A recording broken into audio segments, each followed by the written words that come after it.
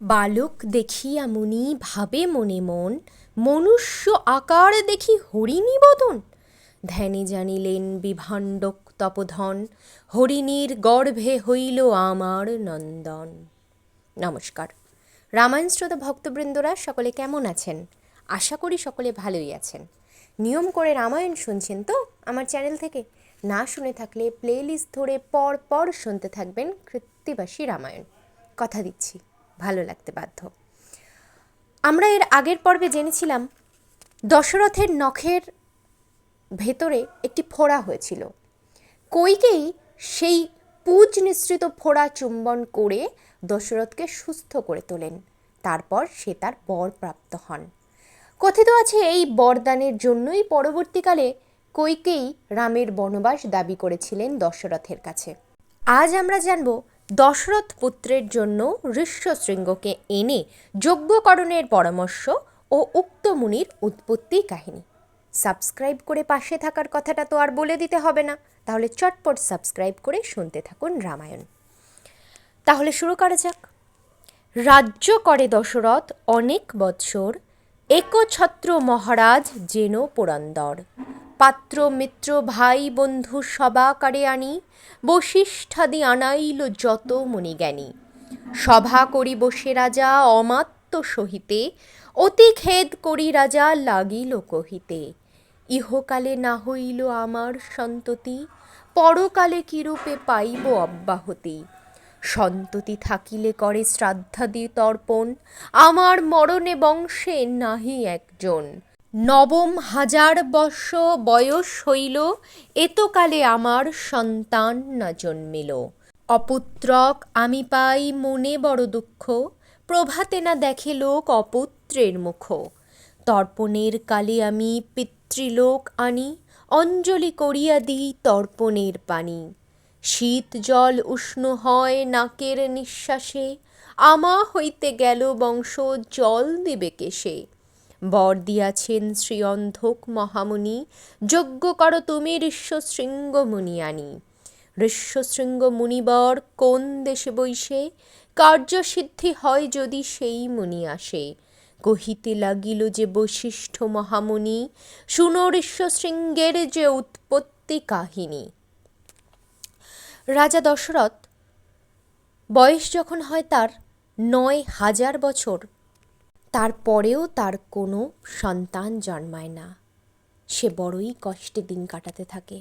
তার মনে হতে থাকে যার পুত্র নেই, তার মৃত্যুর পর তার কি গতি হবে, তার শ্রাদ্ধ কার্য করবে কে। আর তার এও মনে হতে থাকে সবাই যেন তাকে এড়িয়ে চলে সকালে ঘুম থেকে উঠে। অপুত্রক পিতার মুখ কেই বা দেখতে চায়। তাকে অন্ধক মুনি বর দিয়েছিল সে যদি ঋষ্যশৃঙ্গকে আনতে পারে তবে ঋষ্যশৃঙ্গ যজ্ঞ করলে তার পুত্র হবে। এবার ঋষ্যশৃঙ্গ সে কি করে আনবে? বশিষ্ঠ মুনি বলতে থাকে ঋষ্যশৃঙ্গের বিবরণ। এবার আমরা তা জানব। বিভাণ্ডক মুনি ভয়ে সর্বলোক কাঁপে, ত্রিভুবন ভস্য হয় যদি মুনি শাপে। তাহার তপস্যা দেখি ইন্দ্র ভাবে মনে, পাঠাইয়া দিল ইন্দ্র দেবতা পবনে। মুনির নিকটে বায়ু লুকাইয়া থাকে, বৃক্ষ ফল খায় মুনি পবন তা দেখে। ফলেতে অমৃত মাখি রাখিল পবন, ফল যোগে সুধা মুনি করিল ভক্ষণ। ফলের সহিত সুধা খেয়ে মহামুনি, বলবান অতিশয় হইল তখনই। শুদ্ধ দেহ খেয়ে সুধা মহাবলবান, তপস্যা করেন বনে চারিদিকে চান। তপস্যা করেন মুনি নর্মদার জলে, উর্বশী চলিয়া যায় গগন মণ্ডলে। অঙ্গের বসন্তার বাতাসেতে উড়ি, দৈব যোগে তার দৃষ্টি তারে গিয়া পড়ে। তাহাকে দেখিয়া মুনি কামে অচেতন, মুনির হইল রেতস্খলন তখন।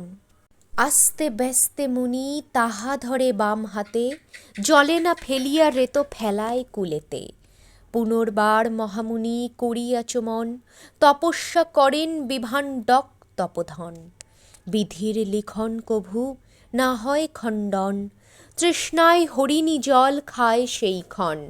জল খেয়ে হরিণী কুলেতে ঘাস চাটে, ঘাসের সহিত রেত সন্ধাইল পেটে। দৈবযোগে হরিণী আছিল ঋতুমতী, মুনিবীর্য খাইয়া হইল গর্ভবতী। দিনে দিনে গর্ভ তার উদরে বাড়িল, 6 মাসে পশুবৎ প্রসব হইল। মনুষ্য আকারে হইল হরিণী বদন, দেখিয়া হরিণী পুত্র ভাবিল তখন, মনুষ্যের ডরে আমি ভ্রমি বনে বন, আমার গর্ভেতে হইল শত্রুর জনম। পুত্র ফেলাইয়া সে হরিণী গেল বন, অঙ্গুলি চুষিয়া শিশু সুরিল ক্রন্দন। তপস্যা করিয়া বিভাণ্ডকের গমন, কাননে পড়িয়া শিশু করিছে রোদন। বালক দেখিয়া মুনি ভাবে মনে মন, মনুষ্য আকার দেখি হরিণী বদন। ধ্যানে জানিলেন বিভাণ্ডক তপোধন, হরিণীর গর্ভে হইল আমার নন্দন। পুত্র কোলে করিয়া গেলেন নিজ ঘরে, পুষ্পমধু দিয়া মুনি পোষেন তাহারে। নবীন কুশের মূলে করায় শয়ন, দিনে দিনে বাড়ে বিভাণ্ডকের নন্দন। পরম সুন্দর সে বিভাণ্ডকের বেটা, শাস্ত্রবেত্তা হয় সে কপালে শৃঙ্গ ফোঁটা। কিছুদিন পরে শৃঙ্গ উঠিল কপালে, ঋষ্যশৃঙ্গ বলি নাম থইল সকলে। যারে বর শাপ দেন কভু নহে আন, তার আশীর্বাদে রাজা হবে পুত্রবান।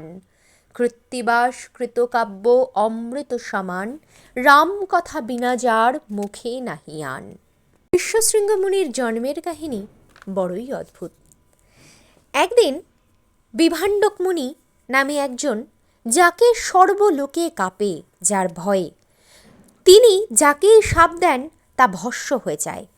তিনি তার তপস্যা দেখে ইন্দ্র মনে মনে ভাবে, সে কি করে, ইন্দ্র পবন দেবতাকে পাঠিয়ে দেয়।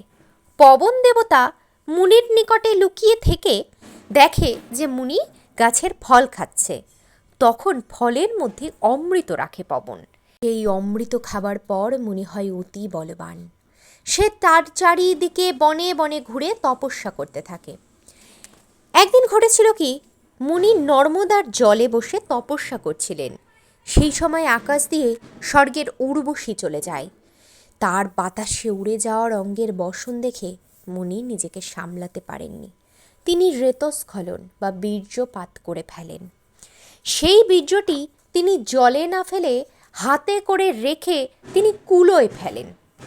তারপর মুনি আবার তার ধ্যানে মন দেন। বিধির লিখন কে খণ্ডাবে। একজন তৃষ্ণার্ত হরিণ সেই সময় জল খেয়ে, হরিণী সেই ঘাসে মানে যে কুলের ঘাস ছিল সেই ঘাস চাটতে থাকে। সেই সময় হরিণী ছিল ঋতুমতী। সেই বীর্য যায় হরিণীর পেটে। হরিণীর পেটে যাওয়া মাত্রই হরিণী গর্ভবতী হয়ে পড়ে। দিনে দিনে তার গর্ভ বাড়তে থাকে।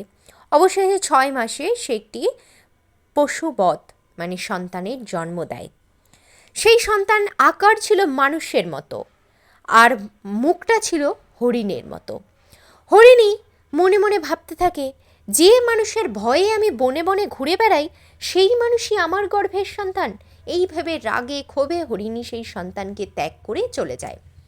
সেই সন্তান তখন আঙুল খেতে থাকে আর কান্না করতে থাকে। সেই সময়ই বিভাণ্ডক মুনি বন দিয়ে যাচ্ছিলেন। বাচ্চার কান্নার আওয়াজ পেয়ে সেখানে যান।